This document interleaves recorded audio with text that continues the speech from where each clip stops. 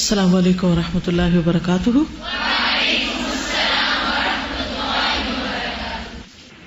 نحمده ونصلی علی رسولہ الکریم. اما بعد فاعوذ باللہ من الشیطان الرجیم. بسم اللہ الرحمن الرحیم. رب اشرح لی صدری ویسر لی امری واحلل عقدۃ من لسانی یفقہوا قولی. آج ہم ایک عظیم الشان صحابیہ کے بارے میں پڑھیں گے جن کا نام اس کتاب کے صفحہ نمبر 279 پر ہے, 279 پر. کوئی مجھے بتائے گا کہ یہ نام ہے کیا؟ ربیہ, سیدہ ربیہ بنت معوذ. معوذ نہیں, معوذ. معوذ کہتے ہیں پناہ لینے والے کو. رضی اللہ عنہا. الحمدللہ ہم نے سیرت صحابیات شروع کی تھی نومبر 2011 کو, اور اب ہم تقریباً اس کے نصف پر پہنچ چکے ہیں, اور آج ہم سیدہ ربیہ کے بارے میں پڑھیں گے. آپ میں سے کوئی یہ بتانا چاہے گا کہ صحابیات کے بارے میں پڑھنا کیوں ضروری ہے؟ جی آپ بتائیے. تاکہ ہمیں اپنی عملی زندگی کو اچھے طریقے سے اللہ سبحانہ وتعالیٰ کی پسند کے مطابق گزارنے کے لیے ان کی زندگی سے رہنمائی ملے. انسان بہت کچھ کتابوں سے سیکھتا ہے, لیکن حقیقت یہ ہے کہ باعمل لوگوں کی زندگی سے اس سے بھی زیادہ سیکھا جاتا ہے. کتابیں تو اپنی جگہ ہیں, لیکن کتابوں میں جو لکھا ہے اگر وہ کسی کی چلتی پھرتی زندگی میں نظر آئے تو اس سے خود کو ریلیٹ کرنا اور اس پر عمل کرنا اور آسان ہو جاتا ہے. تو صحابیات وہ خوش قسمت خواتین تھیں جنہیں نبی صلی اللہ علیہ وسلم کی صحبت کا شرف نصیب ہوا. انہوں نے آپ صلی اللہ علیہ وسلم کو دیکھا, آپ کے زمانے میں تھی, آپ کے علم سے فائدہ اٹھایا, اسے آگے روایت بھی کیا, اور جو کچھ انہوں نے حکم سنا اس پر خوب خوشی کے ساتھ عمل بھی کیا. تو آج ہم ربیہ کے بارے میں پڑھتے ہیں. ان کے والد کا نام معوذ تھا اور ان کے والد کی والدہ کا نام افراح تھا. افراح آپ میں سے کسی کا نام ہے؟ افراح کہتے ہیں عام طور پر لوگ, جبکہ مد کے ساتھ ہے. افراح کسی کا نہیں, بعض اوقات افرا کہتے ہیں.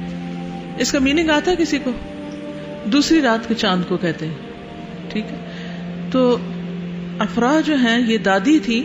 جیسے امام ابن تیمیہ اپنی دادی کے نام سے مشہور ہوئے, اسی طرح ربیہ بھی اور ربیہ کے والد معوذ بھی دادی کی وجہ سے مشہور تھے, یعنی ان کی دادی کی شہرت تھی. والدہ کا نام ام یزید بنت قیس تھا. یہ بنو خزرج سے تعلق رکھتی تھی, انصاریہ تھی. انصار کون تھے؟ مدینہ کے رہنے والے, جی, جنہوں نے نبی صلی اللہ علیہ وسلم کی اپنے جان, مال, اولاد, ہر چیز کے ساتھ مدد کی تھی. اور بنو خزرج کے ایک مشہور قبیلے بنو نجار سے ان کا تعلق تھا. بنو نجار کا معلوم ہے آپ کو؟ کوئی بات یاد ہے بنو نجار سے متعلق؟ ہسٹری نہیں معلوم؟ کوئی کبھی سیرت تاریخ کوئی کہانی نہیں پڑھی کبھی؟ بنو نجار مشہور قبیلہ ہے. شاباش. جب نبی صلی اللہ علیہ وسلم مدینہ تشریف لائے تو بنو نجار کی لڑکیوں نے, بچیوں نے آپ کا بہترین استقبال کیا. کہا جاتا ہے کہ یہ بھی اس میں شامل تھی ایک روایت کے مطابق, اور بعض کہتے ہیں کہ سن بلوغ کو پہنچ چکی تھی. ان کے خاوند ایاس بن ابی بکیر اللیثی مہاجرین میں سے تھے. یہ انصاری نہیں تھے, مدینہ سے نہیں تھے بلکہ مکہ سے آئے تھے, اور انہوں نے یہاں شادی کی تھی. انہوں نے ایک بیٹے کو جنم دیا جس کا نام محمد بتایا جاتا ہے. سیدہ ربیہ اور ان کے خاوند کے درمیان اختلافات پیدا ہو گئے, تو ان اختلافات کی وجہ سے دونوں کا بحیثیت میاں بیوی گزارا کرنا مشکل ہو گیا. ایسا ہو جاتا ہے بسا اوقات دونوں ہی انسان اپنی اپنی جگہ بہت نیک ہوتے ہیں, بہت اچھے ہوتے ہیں, لیکن ان کا باہم مزاج نہیں ملتا. وہ ایک دوسرے کے ساتھ حقیقت میں یعنی سول میٹ نہیں ہوتے, یا ان کا بہترین ایک طرح سے کمپیٹیبلٹی نہیں ہوتی, یا ذہنی طور پر فرق ہوتا ہے, یا کسی اور طرح کا کوئی اختلاف ہو سکتا ہے, سوچ کا فرق ہو سکتا ہے. لیکن اس کا یہ مطلب نہیں کہ دونوں میں سے کسی کے اندر تقویٰ نہیں یا کوئی بہت خراب لوگ ہیں, نہیں. ایک ہیومن نیچر ہے. اللہ سبحانہ وتعالیٰ نے شادی کا مقصد کیا رکھا ہے؟ وَجَعَلَ بَيْنَكُمْ مَوَدَّةً وَرَحْمَةً, کہ تمہارے درمیان محبت اور رحمت رکھ دی, اور لِتَسْكُنُوا إِلَيْهَا, باعث سکون بنایا ایک دوسرے کے لیے. تو بعض اوقات مزاجوں کے اختلاف کی وجہ سے ایک دوسرے کی چھوٹی چھوٹی باتیں بہت بڑی نظر آنے لگتی. ایسی صورت میں بعض اوقات اختلاف بڑھ جاتا ہے اور گزارا کرنا مشکل ہو جاتا ہے. تو ان کے ساتھ بھی یہی ہوا. حالانکہ یہ وہ خاتون ہے کہ جن کی شادی کے اگلے روز نبی صلی اللہ علیہ وسلم ان کے گھر تشریف لائے, اور وہ مشہور واقعہ آپ کو یاد ہوگا کہ جس میں آپ صلی اللہ علیہ وسلم صبح صبح ان کے پاس آئے اور حضرت ربیہ کہتی ہیں کہ آپ میرے بستر پر بیٹھے, یعنی جو ان کے لیے تیار کیا گیا تھا نبی صلی اللہ علیہ وسلم اس پر تشریف فرما ہوئے. اور ان کے گھر میں انصار کی کچھ بچیاں دف بجا رہی تھی اور جنگ بدر میں شہید ہونے والوں کے بارے میں کچھ اشعار بول رہی تھی, شعر و شاعری کر رہی تھی. اتنے میں ایک بچی نے کہا وفینا نبی یعلم ما فی الغد, ہم میں ایک نبی ایسا آیا ہے جو جانتا ہے کہ کل کیا ہوگا, کل کی خبر رکھتا ہے, فیوچر کے بارے میں جانتا ہے. تو آپ صلی اللہ علیہ وسلم نے فرمایا نہیں یہ مت کہو, یعنی آپ نے وہی روک دیا. اس کو کیا کہتے ہیں؟ کوئی شخص اگر غلط بات کرے تو اس کو وہیں پر روک دیا جائے آسان طریقے سے, اصلاح کہتے ہیں. اور کیا کہتے ہیں؟ نہیں عن المنکر. ہمارا دین سراسر خیر خواہی ہے. الدین والنصیحہ, نبی صلی اللہ علیہ وسلم نے فرمایا, اور ایک بار نہیں 3 بار فرمایا, الدین والنصیحہ, الدین والنصیحہ, الدین والنصیحہ, کہ دین تو ہے سراسر خیر خواہی کا نام, سنسیئرٹی کا نام. لوگوں نے پوچھا کہ کس کے لیے ہم سنسیئر ہوں؟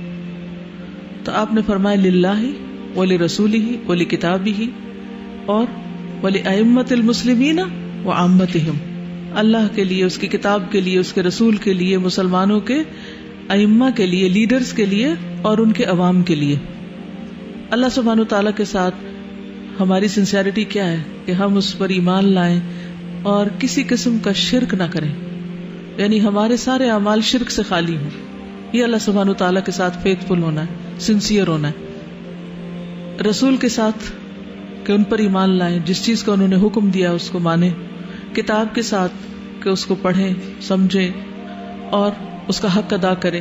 تفصیلات بہت سی ہیں لیکن مختصراً. اور پھر جس پوائنٹ میں آنا چاہتی ہوں وہ ہے مسلمانوں کے ائمہ, لیڈرز, خواہ وہ امامت کبریٰ ہو یا امامت صغریٰ. امامت کبریٰ کیا ہوتی ہے؟ جیسے صدر, وزیر اعظم یا کسی بھی ملک کا کوئی خلیفہ یا بادشاہ, یعنی کسی بھی ملک کے اندر سپریم اتھارٹی ہوتی.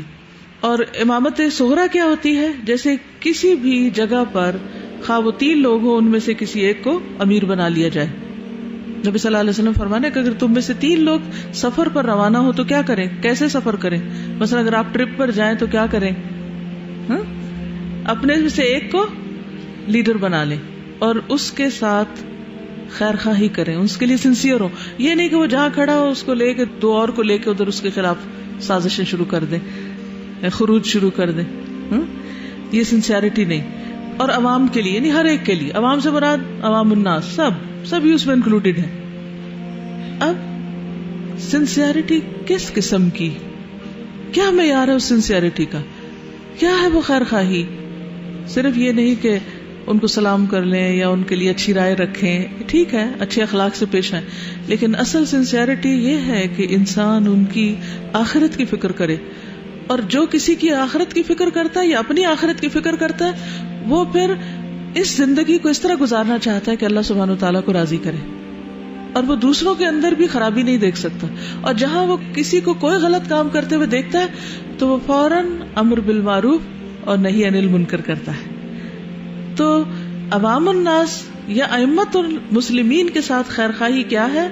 ان کے ساتھ امر بالمعروف اور نہی عن المنکر کرنا, ان کو نیکی کا حکم دینا اور برائی سے روکنا, یہ خیر خواہی ہے.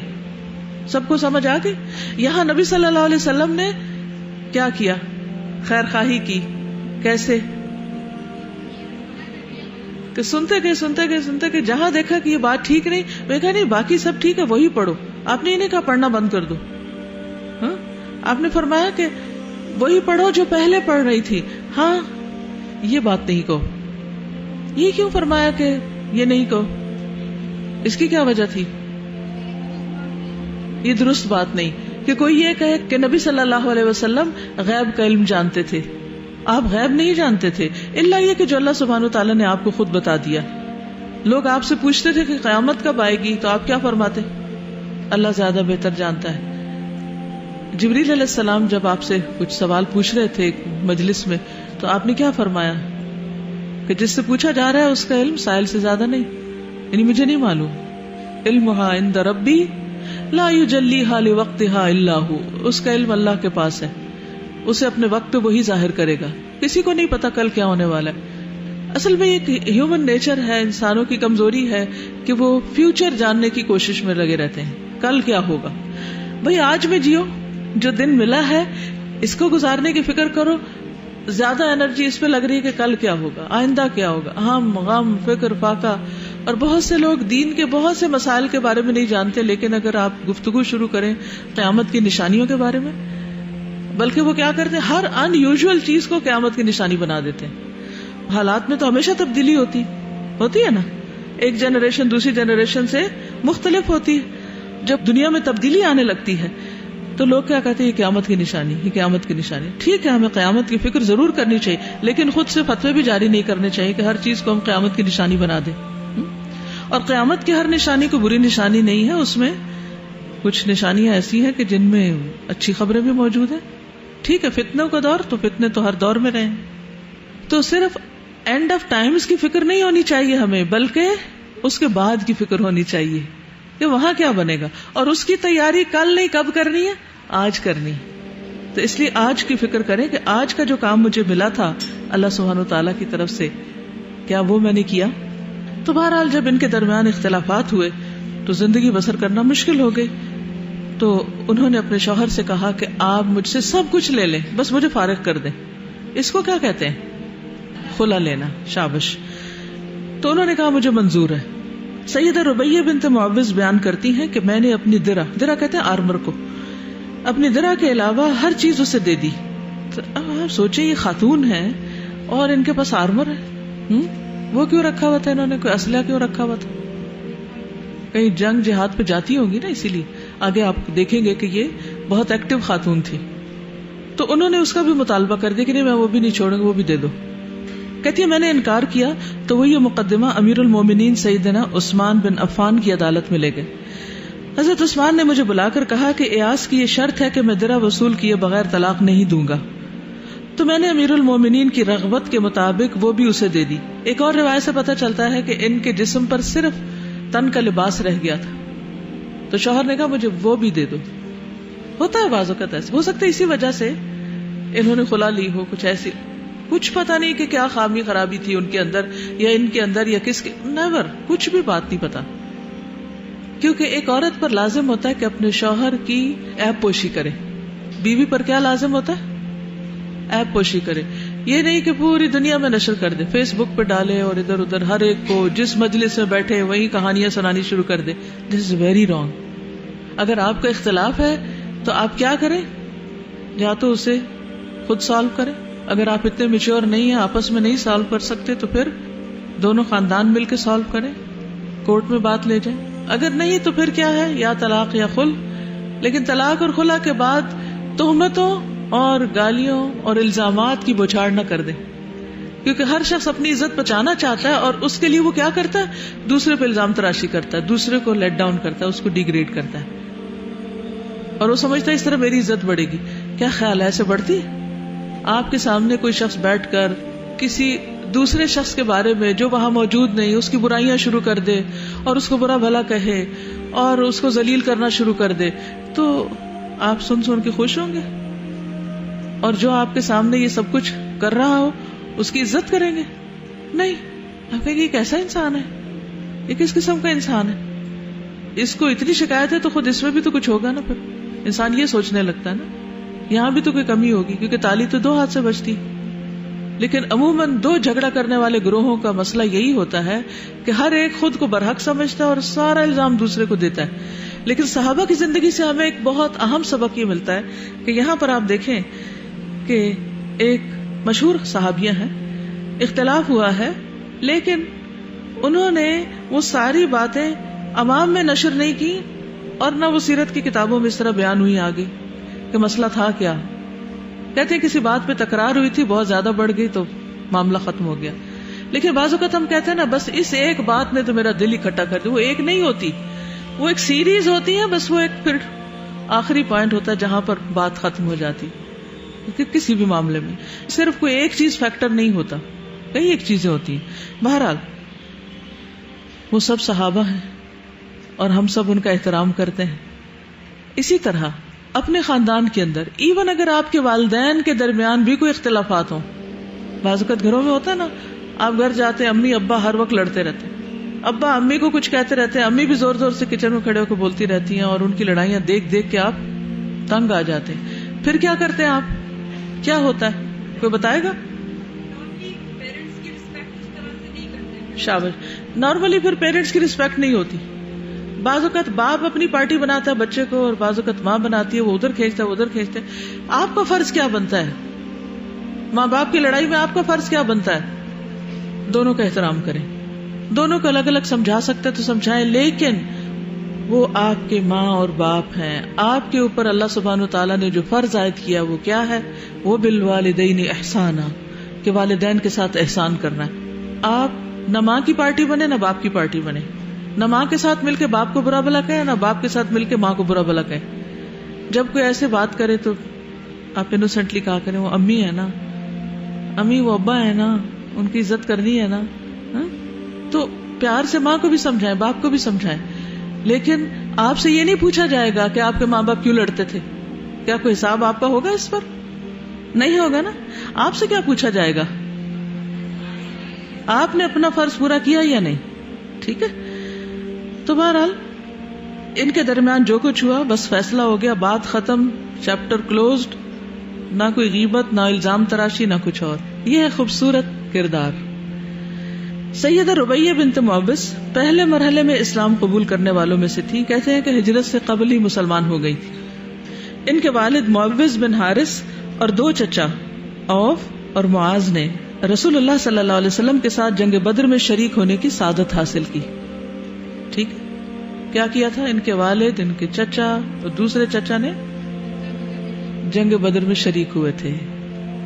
انہوں نے یہ نہیں سوچا تھا کہیں ہم سارے نہ شہید ہو جائیں تو ہمارے خاندان کا کیا ہوگا. ہر ایک اپنے اپنے ذمے پر گیا. سیدہ ربیہ کے والد اور چچا جنگ بدر میں شہید کر دیے گئے. والد بھی شہید ہو گئے، چچا بھی ہو گئے. تو آپ دیکھیں جنگ بدر تو بہت پہلے ہو گئی تھی. یہ ایک نہیں بہت سی ایسی مثالیں ہیں کہ جن میں بے شمار افراد یتیم ہوئے ہیں. جنگ احد میں آپ دیکھیں 70 کے قریب صحابہ جو شہید ہوئے تو ان کے بچوں کا کیا ہوا؟ پھر وہ یتیم ہوئے نا. لیکن یتیم ہونے کے بعد وہ سیلف پٹی کا شکار نہیں ہوئے، نہ انہوں نے کوئی اسلام کو برا بھلا کہا کہ اس کی وجہ سے ہمارے ساتھ یہ ہوا. بعض اوقات ہم جوش میں آ کے کوئی قربانی تو کر دیتے ہیں دین کے لیے، اس کے بعد کیا کرتے ہیں؟ پچھتانا شروع کر دیتے ہیں. شیطان آ کے ہمیں ورغلانے لگتا ہے کہ تمہیں کیا ملا. تو جب کوئی بھی چیز چھوٹی یا بڑی اللہ کے راستے میں کریں، نہ اس پر احسان جتائیں اور نہ سیلف پٹی کا شکار ہو اور نہ ہی دین کو بلیم کریں اور نہ کسی اور کو. کیونکہ اللہ سبحانہ وتعالیٰ کے لیے جو عمل کیا جاتا ہے اللہ تعالیٰ اس کی ایسی جزا دے گا کہ جو انسان سوچ بھی نہیں سکتا، جس کے بارے میں امیجن بھی نہیں کر سکتا. تو جب ان کے والد اور چچا شہید ہو گئے تو رسول اللہ صلی اللہ علیہ وسلم نے افراح کے بیٹوں پر شفقت کا اظہار کرتے ہوئے ارشاد فرمایا، رحم اللہ ابنتی افراء اشترکا فی قتل فرعون هذه الامة ورأس ائمة الكفر. یہ دادی کا نام ہے نا ان کی. اللہ افراح کے دونوں بیٹوں پر رحم کرے، وہ دونوں اس امت کے فرعون اور ائمہ کفر کے سرداروں کے رئیس کے قتل ہونے میں شریک ہوئے. ائمہ کفر کے سرداروں کے رئیس یعنی سردار کے قتل میں شریک ہوئے. کون تھا یہ فرعون و هذه الامہ؟ ابو جہل. شاباش. رسول اللہ صلی اللہ علیہ وسلم سے پوچھا گیا کہ ابو جہل کو قتل کرنے میں ان دونوں کے ساتھ اور کون تھا؟ آپ نے فرمایا الملائکہ ودفف عبداللہ بن مسعود. فرشتے اور عبداللہ بن مسعود نے بھی اس کو مارا. اصل میں جب جنگ شروع ہوئی تو سب سے پہلے قریش کے یعنی مکہ والوں کے 3 بڑے سردار مبارزت کے لیے نکلے. مبارزت کا معنی معلوم ہے کیا ہوتی ہے؟ مبارزت شاباش، الگ الگ پکار کے سامنے آ کے پورے لشکر سے باہر نکل کے بہادری کے ساتھ مقابلہ کرنا. وہ کون کون تھے؟ عتبہ بن شیبہ، ربیعہ بن شیبہ اور ولید بن عتبہ. یہ 3 ایک ہی خاندان کے تھے. اب کیا ہوا کہ ان کے مقابل میں یہ 3 نکل آئے. تو یہ انصار میں سے تھے. تو انہوں نے کہا کہ نہیں, ہمیں ہمارے مقابلے کے لوگ چاہیے جن کے ساتھ ہم مقابلہ کریں گے. تو نبی صلی اللہ علیہ وسلم نے عبیدہ بن حارث, حمزہ بن عبد المطلب اور حضرت علی بن طالب کو پکارا کہ آؤ اور تم مقابلہ کرو. اب کیا ہوا کہ وہ آئے اور ماشاءاللہ انہوں نے جب حملہ کیا تو 2 کو تو ایک ہی بار میں ختم کر دیا اور ایک بچ گئے, اور وہ بعد میں عبیدہ بن حارث سے تھے, ان کے جسم سے بھی بہت خون نکلا, ان کی پوری ٹانگ کٹ گئی, اور دوسری طرف ان تینوں میں سے بھی ایک کے ساتھ یہی ہوا کہ وہ بھی تھوڑی دیر کے بعد ختم ہوا اور عبیدہ بن حارث بھی شہید ہو گئے. سیدہ ربیہ کے والد کو جنگ بدر میں شہید کر دیا گیا. یہ انصار میں بڑے معروف سخی تھے, یعنی بہت دینے والے تھے. سیدہ ربیہ رسول اللہ صلی اللہ علیہ وسلم کی خدمت میں کئی قسم کے کھانے پیش کیا کرتی تھی, کبھی پنیر, کبھی کوئی اور عمدہ کھانے کی چیز پیش کرتی. رسول اللہ صلی اللہ علیہ وسلم کبھی کبھار سیدہ ربیہ کے گھر تشریف لے جاتے, وہاں کھانا کھاتے, وضو کرتے. ان بابرکت زیارتوں سے سیدہ ربیہ کے دین, علم اور فقہ میں اضافہ ہوتا. حضرت ربیہ جو تھی وہ حضور صلی اللہ علیہ وسلم سے محبت کرتی ہے. ایک اور روایت میں آتا ہے کہ ایک مرتبہ انہوں نے لکڑی کی ایک پلیٹ میں چھہارے اور خشک انگور ہوں گے وہ رکھ کر آپ کو پیش کیے, ڈرائی فروٹ. ہمارے یہاں بھی عام طور پہ ڈرائی فروٹ کس میں رکھتے ہیں, لکڑی کی, یا یعنی تھوڑا ڈفرینٹ ہوتی ہے اس کی ڈیکوریشن. اینی وے تو انہوں نے اس طرح پیش کیے. تو نبی صلی اللہ علیہ وسلم نے ان کو بدلے میں سونے کی کوئی چیز دی, یعنی انہیں واپس گفٹ دیا. پھر اسی طرح یہ تھا کہ یہ حدیث کی روایت بھی کرتی ہیں. ایک دفعہ حبر الامہ ترجمان القرآن سیدنا عبداللہ بن عباس نے ربیہ بنت معوذ کی خدمت میں حاضر ہونے کا ارادہ کیا. اب آپ دیکھیے کتنے بڑے, وہ نبی صلی اللہ علیہ وسلم کے چچا کے بیٹے ہیں, آپ کی دعا لی انہوں نے, قرآن مجید کے مفسر ہیں, بہت بڑے عالم ہیں, لیکن وہ بھی استفادہ کرتے ہیں کس سے, حضرت ربیہ سے. تو ان کی خدمت میں حاضر ہوئے تاکہ ان سے رسول اللہ صلی اللہ علیہ وسلم کے وضو کی کیفیت جانے, کیونکہ ایک مرتبہ حضور صلی اللہ علیہ وسلم حضرت ربیہ کے گھر تشریف لائے جہاں پر آپ نے وضو کیا تھا. تو حضرت ربیہ نے پورا وہ آبزرو کیا اور پھر وہ آگے بتایا کرتی تھی کہ انہوں نے کس طرح دیکھا کہ نبی صلی اللہ علیہ وسلم وضو فرماتے ہیں. اور یہ ان کی حدیث مشہور ہے جو حضور صلی اللہ علیہ وسلم کے وضو کی کیفیت کے بارے میں ہے. سنن نبی داؤد میں عبداللہ بن محمد بن عقیل ربیہ بنت معوذ سے بیان کرتے ہیں, وہ کہتی ہیں کہ رسول اللہ صلی اللہ علیہ وسلم ہمارے پاس تشریف لایا کرتے تھے. انہوں نے ہمیں بتایا کہ رسول اللہ صلی اللہ علیہ وسلم نے مجھے حکم دیا, اس کو بھی لی وضوءً, میرے لیے وضو کا پانی انڈے لو. میں نے رسول اللہ صلی اللہ علیہ وسلم کے وضو کے طریقے کو یاد کر لیا. وہ اس طرح تھا کہ آپ نے 3 مرتبہ دونوں ہاتھ دھوئے, 3 مرتبہ دونوں ہاتھ دھوئے, پھر 3 مرتبہ اپنا چہرہ دھویا, پھر ایک ایک مرتبہ کلی اور ناک میں پانی چڑھایا, اور ایک اور روایت میں 3 دفعہ ناک اور اس میں پانی چڑھانے کا ذکر آتا ہے. پھر اپنے دونوں بازو 3 مرتبہ دھوئے, پھر اپنے سر کا مسح کیا. وہ اس طرح کہ پہلے اپنے ہاتھوں کو سر کے اگلے حصے سے پیچھے کی طرف لے گئے اور پھر پیچھے سے آگے کی طرف لے آئے. پھر اپنے دونوں کانوں کے بیرون یعنی آؤٹر سائڈ اور اندرون میں یعنی یہ باہر کا حصہ اور پھر انر حصہ, اس میں انگلیاں پھیری. پھر 3 مرتبہ اپنے دونوں پاؤں دھوئے. ایک روایت میں وتمدمد واستنثر ثلاثاً کے الفاظ آتے ہیں کہ آپ نے 3 مرتبہ کلی کی اور 3 مرتبہ ناک میں پانی چڑھایا اور چھڑکا, یعنی اندر ڈال کے پھر واپس چھڑکا بھی. سیدہ ربیہ کے فضل اور شرف کے لیے یہ کافی ہے کہ ان سے مروی حدیث فقہ کی کتابوں میں مذکور ہے. یہ بہت فصاحت و بلاغت کے ساتھ گفتگو کرتی, جب بولتی تو یوں معلوم ہوتا جیسے الفاظ کے موتی پرو رہی. یہ بھی اللہ سبحانہ تعالیٰ کی دی ہوئی ایک بہت بڑی نعمت ہوتی ہے کہ علم البیان, کہ وہ انسان کو بہترین طریقے پر اپنی بات کنوے کرنا سکھا دے. اسامہ بن زید ابو عبیدہ بن محمد بن عمار بن یاسر کے حوالے سے بیان کرتے ہیں, یعنی اسامہ بن زید کا معلوم ہے کون ہے, کس کے بیٹے ہیں, زید بن حارثہ کے, زید بن ثابت کے نہیں, ٹھیک. ابو عبیدہ بن محمد بن عمار بن یاسر کے حوالے سے بیان کرتے ہیں, وہ کہتے ہیں کہ میں نے سیدہ ربیہ بنت معوذ بن افراح سے کہا کہ آپ رسول اللہ صلی اللہ علیہ وسلم کے بارے میں ہمیں کچھ بتائیں کہ وہ کیسے تھے, ان کا چہرہ انور کیسا تھا, ان کا حسن و جمال کس نوعیت کا تھا. تو انہوں نے یہ جواب دیا, لو رأیتہ رأیت الشمس طالعۃ, اگر آپ ان کو دیکھیں تو یوں دکھائی دے جیسے آفتاب طلوع ہو رہا ہے. لیکن یہ روایت ضعیف ہے, ٹھیک ہے, اس کو مارک کر لیجئے کہ ضعیف روایت ہے. سیدہ ربیہ کا جہاد میں حصہ لینا سید ربیہ بنت معوذ خواتین کے ہمراہ رسول اللہ صلی اللہ علیہ وسلم کی قیادت میں جنگ میں حصہ لینے کے لیے روانہ ہوئی. امام بخاری نے سیدہ ربیہ بنت معوذ سے بیان کیا، وہ کہتی ہیں کننا نغزو مع رسول اللہ صلی اللہ علیہ وسلم نسقی القوم ونخدمهم ونرد القتل والجرحى الى المدینہ. ہم رسول اللہ صلی اللہ علیہ وسلم کے ہمراہ جنگ میں حصہ لیتی، لوگوں کو پانی پلاتی، ان کی خدمت کرتی اور مقتولین اور زخمیوں کو مدینہ پہنچاتی. کیا کیا کرتی؟ نمبر 1 لوگوں کو پانی پلاتی، ان کی خدمت کرتی، مقتولین اور زخمیوں کو مدینہ پہنچاتی، اور بعض صحابیات ان کی مرہم پٹی بھی کیا کرتی تھی.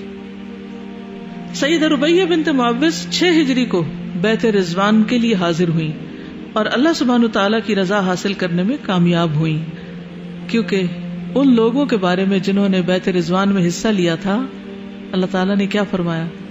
لقد رضی اللہ، البتہ تاکید کے لیے، رضی اللہ، اللہ راضی ہو گیا، عن المؤمنین، مومنوں سے. کن مومنوں سے؟ جب وہ درخت کے نیچے تم سے بیعت کر رہے تھے، اور ان میں خواتین بھی تھی جن میں حضرت ربیہ بھی شامل تھیں.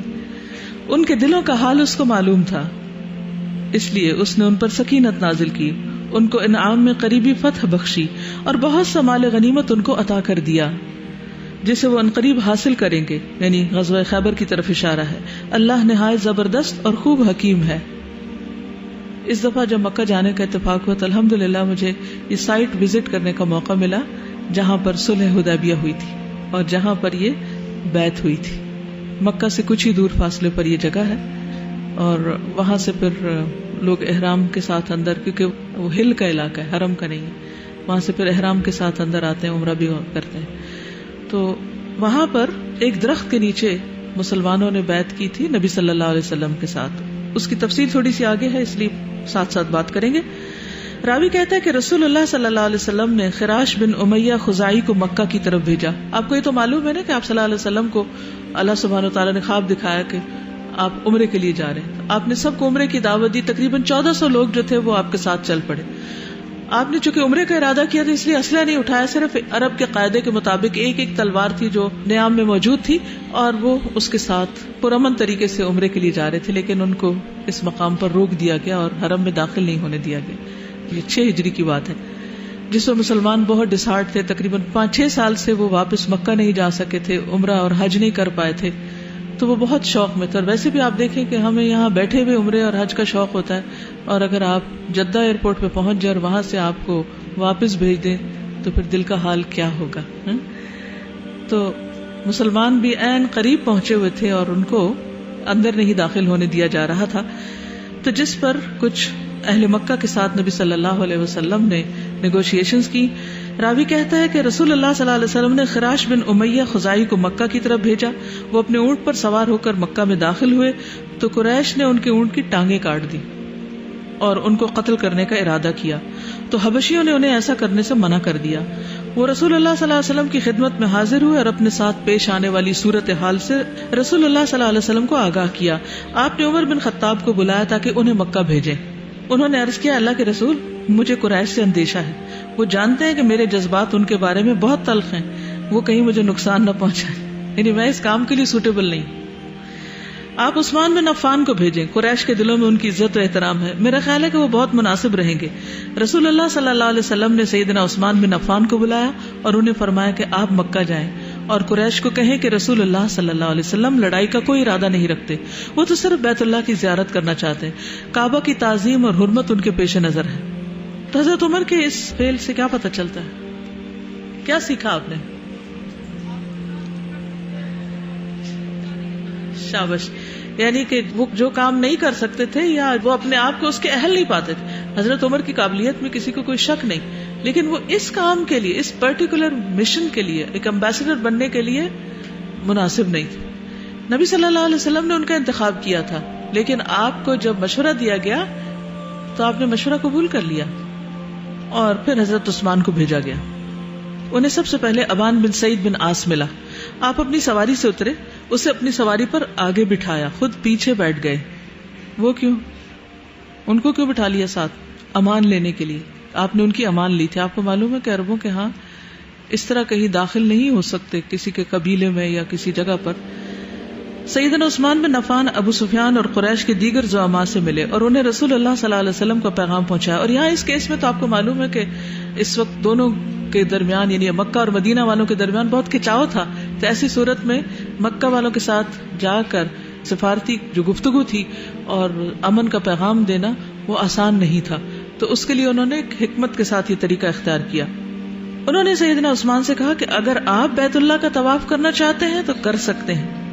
انہوں نے کہا کہ نہیں، میں اس وقت تک طواف نہیں کروں گا جب تک رسول اللہ صلی اللہ علیہ وسلم طواف نہیں کرتے. قریش نے سیدنا عثمان بن عفان کو اپنے پاس روک لیا اور واپس نہ جانے دیا. تو اس پر کیا خبر پھیل گئی کہ وہ شہید کر دیے گئے. رسول اللہ صلی اللہ علیہ وسلم اور مسلمانوں کو خبر ملی کہ عثمان بن عفان رضی اللہ عنہ کو شہید کر دیا گیا. جب ان کے قتل کی خبر آئی تو نبی صلی اللہ علیہ وسلم نے فرمایا لا نبرح حتی نناجز القوم، جب تک بدلہ نہ لے لیں ہم یہاں سے نہیں جائیں گے. کیونکہ حضرت عثمان ایک ایمبیسیڈر، ایک سفیر کی شکل میں گئے تھے اور سفیر کا قتل بہت بڑا جرم تھا، لہٰذا اب اس وقت ضروری تھا کہ بدلہ لیا جائے.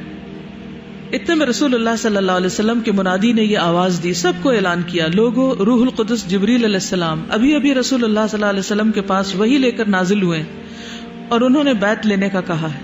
سنو، اللہ کا نام لے کر رسول اللہ صلی اللہ علیہ وسلم کی خدمت میں حاضر ہو جاؤ. یہ کون سی وحی تھی؟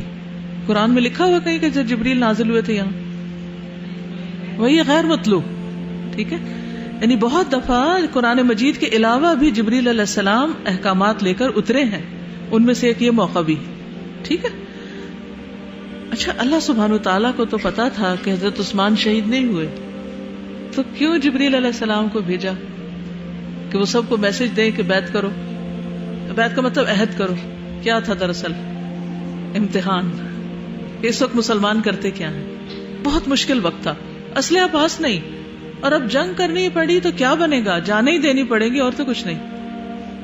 مسلمان یہ اعلان سنتے ہی جوق در جوق رسول اللہ صلی اللہ علیہ وسلم کی خدمت میں حاضر ہوئے اور آپ کے دست مبارک پر جان کی قربانی دینے کی شرط پر بیعت کرنے لگے کہ ہم اپنی جان دے دیں گے.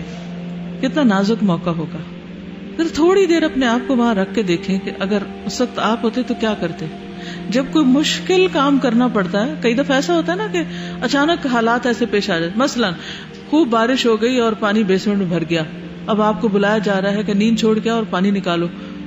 اب آپ کیا کریں گے؟ نکالیں گے، کوسنا شروع کر دیں گے. اور بہت دفعہ ایسے ہوتا ہے کہ جب کوئی اجتماعی ایسی صورت پیش آ جاتی ہے کہ سب کی حاضری ضروری ہوتی ہے تو اس وقت ہم بعض اوقات خوشی سے نہیں آتے. یہاں جو طرز عمل ہے وہ خوشی کا ہے. کام کا وقت ہے، بلایا گیا، خوشی سے حاضر ہو جاؤ. یہی وہ چیز ہے جس جذبے کی وجہ سے صرف تھوڑے ہی عرصے میں مسلمانوں نے اتنی بڑی کامیابی حاصل کی. اور آج دنیا میں 1 بلین سے زیادہ مسلمان ہیں، لیکن اس پلانٹ پہ کوئی تبدیلی واقع نہیں نظر آتی، کیونکہ ہم اس درجے کے سیلف لیس لوگ نہیں ہیں. ہم پہلے اپنے سارے کام پورے کرتے ہیں، پھر اس کے بعد وقت دیکھتے ہیں کوئی مناسب ہے تو کسی اور کی بھی خدمت کر لیں. نافع بیان کرتے ہیں کہ صلح حدیبیہ کے دن سیدنا عمر بن خطاب نے اپنے بیٹے عبداللہ بن عمر کو اپنی گھوڑی لانے کے لیے بھیجا تاکہ اس پر سوار ہو کر جنگ لڑ سکیں. وہ گھوڑی ایک انصاری کے پاس تھی. رسول اللہ صلی اللہ علیہ وسلم درخت کے سائے تلے بیعت لے رہے تھے. حضرت عمر کو علم نہ تھا کہ اس وقت بیعت ہو رہی. عبداللہ بن عمر نے پہلے رسول اللہ صلی اللہ علیہ وسلم کے دست مبارک پر بیعت کی، پھر گھوڑی لانے کے لیے گئے. ایک طرف باپ کا حکم اور ایک طرف اللہ کے رسول صلی اللہ علیہ وسلم کا حکم ہے. تو ہمیں کیا حکم ہے؟ واللہ لا یؤمن احدکم حتی یحب، اللہ کی قسم تم میں سے کوئی شخص اس وقت تک ایمان نہیں لا سکتا جب تک کہ محبت نہ کرے. کس سے؟ رسول اللہ صلی اللہ علیہ وسلم سے. کس سے بڑھ کر؟ اپنے والدین اور اولاد اور تمام انسانوں سے بڑھ کر. یہ محبت ٹیسٹ کرنے کا وقت تھا کہ ادھر سے پکار آئی اور پہلے ادھر چل پڑے. حضرت عمر ہتھیار زیب تن کر رہے تھے. انہیں بتایا گیا کہ رسول اللہ صلی اللہ علیہ وسلم درخت کے سائے تلے تشریف فرما بیعت لے رہے ہیں، اور وہ بھی گئے اور انہوں نے بھی سعادت حاصل کی. صحیح روایت میں ہے کہ رسول اللہ صلی اللہ علیہ وسلم نے اپنا دائیں ہاتھ بائیں ہاتھ پر رکھتے ہوئے ارشاد فرمایا ہذہ عن عثمان، یہ عثمان کی طرف سے ہے. ترمذی نے قتادہ سے اور انہوں نے انس بن مالک سے بیان کیا، فرماتے ہیں کہ کہ جب رسول اللہ صلی اللہ علیہ وسلم نے بیعت رضوان کا حکم دیا تو سیدنا عثمان رسول اللہ صلی اللہ علیہ وسلم کے قاصد بن کر مکہ معظمہ تشریف لے گئے تھے. راوی کہتا ہے کہ رسول اللہ صلی اللہ علیہ وسلم نے لوگوں سے یوں بیعت کی: ان عثمان فی حاجت اللہ و حاجت رسولہ، عثمان اللہ اور اس کے رسول کے کام میں مشغول ہے. وہ دین کا کام کر رہا ہے، تو دین کا کام کس کا کام ہوتا ہے؟ کسی انسان کا کام نہیں ہوتا، وہ اللہ اور اس کے رسول کا کام ہوتا ہے صلی اللہ علیہ وسلم. آپ نے اپنا ایک ہاتھ دوسرے ہاتھ پر رکھ دیا. رسول اللہ صلی اللہ علیہ وسلم کا ہاتھ لوگوں کے ہاتھ سے بہتر تھا. اس طرح بیعت کا کام تمام ہوا. صلح حدیبیہ کے موقع پر مسلمانوں کی تعداد صحیح اطلاع کے مطابق 1400 تھی. ان میں سے سیدہ ربیہ بنت معوذ بھی تھی. حضرت عمر کو پتا چلا کہ لوگ اس درخت کو متبرک سمجھتے ہوئے اس کے پاس آتے ہیں اور وہاں نماز پڑھتے ہیں، تو آپ نے اس درخت کو کاٹ دیا کہ کہیں آگے چل کر یہ فتنہ نہ بن جائے، لوگ اس درخت کو پوجنے ہی نہ لگ جائیں. یہ زمانے جاہلیت کا قرب تھا، اندیشہ تھا کہ اس درخت کی پوجا پاٹ نہ ہونے لگے. سیدہ ربیہ بنت معوذ دیگر بیعت کرنے والوں کے ساتھ رسول اللہ صلی اللہ علیہ وسلم کی طرف سے جنت کی بشارت کی مستحق ٹھہری. سیدنا ابو زبیر نے سیدنا جابر سے روایت کیا ہے، رسول اللہ صلی اللہ علیہ وسلم نے فرمایا: لا يدخل النار احد ممن بايع تحت الشجرة، جس نے درخت کے تلے بیعت کی ان میں سے کوئی بھی جہنم میں داخل نہیں ہوگا، وہ سب جنتی ہیں. اتنے چھوٹے سے عمل پر اتنی بڑی خوشخبری، وہ کیوں؟ ایک بیعت ہی تو کرنی تھی، وعدہ کرنا تھا، بعد میں دیکھا جاتا پورا کرتے ہیں کہ نہیں، وہ کر لیتے. بہت بڑا امتحان تھا. حالانکہ وہ تو ایک بہانہ بن گیا نا امتحان کا. اللہ کو پتا تھا کہ حضرت عثمان شہید نہیں ہوئے. یہ بھی تو ہو سکتا تھا کہ اللہ سبحانہ و تعالیٰ حضرت جبریل کو یہ کہہ کے بھیجتے کہ جاؤ بتاؤ کہ فکر نہیں کرو، آرام سے بیٹھو، عثمان کو کچھ نہیں ہوا. جی، لیکن اس کی بجائے کیا بتایا گیا؟ تاکہ ٹیسٹ کر لیا جائے. تو بہت سی چیزیں ہمارا ایک امتحان ہوتی ہیں، حالانکہ وہ ہمارے لیے نقصان دہ نہیں ہوتی. سر جیسے کہا جاتا ہے نا، کوالٹی دیکھی جاتی کوانٹٹی نہیں، تو یہاں پر بھی کوالٹی دیکھی گئی ہے کہ بے شک دیکھنے میں کام ایک چھوٹا سا تھا کہ درخت کے نیچے بیٹھ کر بس بیعت کر لی، دیٹس اٹ. ہو سکتا ہے ان سے بہت زیادہ کام بھی لوگوں نے کیا ہو، ساری ساری رات کی عبادتیں، تہجدیں، بہت سارے صدقہ و خیرات دیے ہوں، لیکن ان کو اس کیٹیگری میں نہیں ڈالا گیا. ایک بیعت کی اور وہ ان کا درجہ کہاں پہنچ گیا. تو it was just about quality. کیونکہ اس وقت جو حالت تھی وہ یہ تھی کہ اب صرف سامنے جان دینے کی بات ہے. انہیں نظر آ رہا تھا کہ نہتے اگر ہم مکہ میں داخل ہوتے ہیں، جنگ کرتے ہیں، تو ہوگا کیا. بالکل، کہ کون کتنا خالص ہے. کیونکہ ہر ٹیسٹ انسان کو کیا کرتا ہے؟ کھرا کھوٹا الگ کر دیتا ہے. اور اللہ سبحانہ وتعالیٰ ہر تھوڑے عرصے بعد انسان کو امتحان میں ڈالتا ہے. کبھی جان، کبھی مال، کبھی اولاد. وہ آپ پڑھ ہی چکے ہیں، وَلَنَبْلُوَنَّكُمْ بِشَيْءٍ مِّنَ الْخَوْفِ وَالْجُوعِ وَنَقْصٍ مِّنَ الْأَمْوَالِ وَالْأَنفُسِ وَالثَّمَرَاتِ. کیونکہ اللہ تعالیٰ یہ دیکھنا چاہتا ہے کہ تم میں سے کون ہے جو اس امتحان کے باوجود اس راہ پر جمع رہے گا. تو جس کا ایمان ہوتا ہے وہی جم سکتا ہے.